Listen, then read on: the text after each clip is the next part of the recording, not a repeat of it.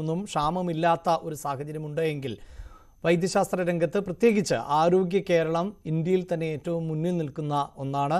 പക്ഷേ അടുത്ത കാലങ്ങളിൽ ഉണ്ടായിട്ടുള്ള സംഭവങ്ങൾ, പ്രത്യേകിച്ച് ആലപ്പുഴ മെഡിക്കൽ കോളേജിൽ നിന്ന് അടക്കം വന്ന വാർത്തകൾ ഒന്നും തന്നെ നമുക്ക് അഭിമാനകരമായ ഒന്നല്ല. അതോടൊപ്പമായിരുന്നു കോഴിക്കോട് മെഡിക്കൽ കോളേജിൽ അവയവം മാറി ശസ്ത്രക്രിയ നടന്നത്. ആ സംഭവത്തിൽ മെഡിക്കൽ ബോർഡ് രൂപീകരിക്കണം എന്നാണ് പോലീസ് ഇപ്പോൾ ആവശ്യപ്പെടുന്നത്.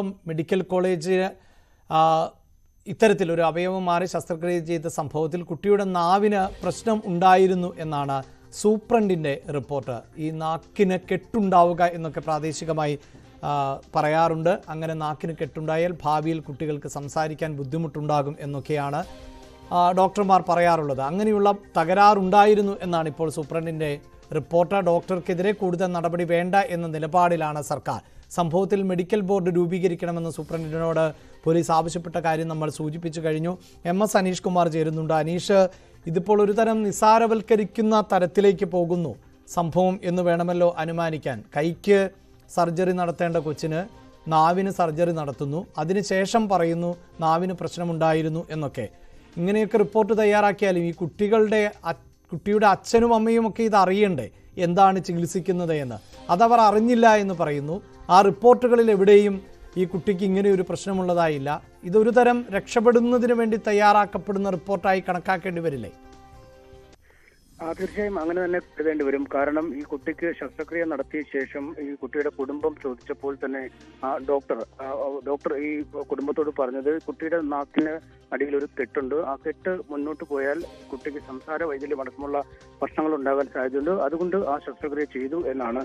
പക്ഷേ പിന്നീട് കുടുംബത്തിന്റെ യാതൊരു അനുമതിയും വാങ്ങാതെയാണ് അത്തരമൊരു ശസ്ത്രക്രിയ നടത്തിയതെന്ന കാര്യം കൃത്യമായിരുന്നു. അതിൽ ഡോക്ടർ നൽകിയ വിശദീകരണം ആശയവിനിമയത്തിൽ ഒരു തകരാറുണ്ടായി എന്നതാണ്. പക്ഷേ ഇതൊരിക്കലും സാധാരണക്കാരായ ജനങ്ങൾക്ക് ദഹിക്കുന്നതല്ല. കാരണം നമ്മൾ ഒരു പ്രശ്നവുമായി, ഒരു ന്യൂനതയുമായി ആശുപത്രിയിലേക്ക് ചെല്ലുക, ആ ന്യൂനത പരിഹരിക്കാതെ മറ്റൊരു ന്യൂനതയ്ക്ക് ശസ്ത്രക്രിയ ചെയ്യുക എന്ന് പറഞ്ഞാൽ അങ്ങേയറ്റം ഒരിക്കലും നടക്കാൻ പാടില്ലാത്ത ഒരു സംഭവം തന്നെയാണ്. എന്തായാലും ഡോക്ടർ ഈ വിശദീകരണമാണ് നൽകിയത്. ഇതിനുശേഷം ഇങ്ങനെ ഒരു പിഴവ് തനിക്ക് പറ്റിപ്പോയി മാപ്പ് അപേക്ഷിച്ചുകൊണ്ട് കുടുംബത്തിന് കത്ത് നൽകി. തുടർന്ന് ഭാവിയിൽ കുട്ടിക്ക് യാതൊരു ആരോഗ്യ പ്രശ്നങ്ങളും ഉണ്ടാകില്ല എന്ന് അദ്ദേഹം ഉറപ്പ് നൽകുകയും ചെയ്തു. എന്നാൽ പിന്നീട് ഇതൊരു വലിയ വിവാദമായി മാറിയതോടെ കുടുംബം സൂപ്രണ്ടിനും പോലീസിനും ഒക്കെ പരാതി നൽകുന്ന ഒരു നടപടിയിലേക്ക് മാറുകയായിരുന്നു. ഇതിനുശേഷമാണ് ആരോഗ്യമന്ത്രി സംഭവത്തെക്കുറിച്ച് വിശദമായി അന്വേഷിച്ച് റിപ്പോർട്ട് നൽകാൻ സൂപ്രണ്ടിനോട് ആവശ്യപ്പെട്ടത്. സൂപ്രണ്ട് അന്വേഷണം നടത്താൻ പ്രിൻസിപ്പലിനെ ചുമതലപ്പെടുത്തുകയും ചെയ്തിരുന്നു. എന്തായാലും ഈ അന്വേഷണ നടപടികളുടെ ഭാഗമായാണ് ഡോക്ടർ ജോസഫ് ജോൺസനെ സസ്പെൻഡ് ചെയ്ത് അന്വേഷണം ആരംഭിക്കുകയും ചെയ്ത്.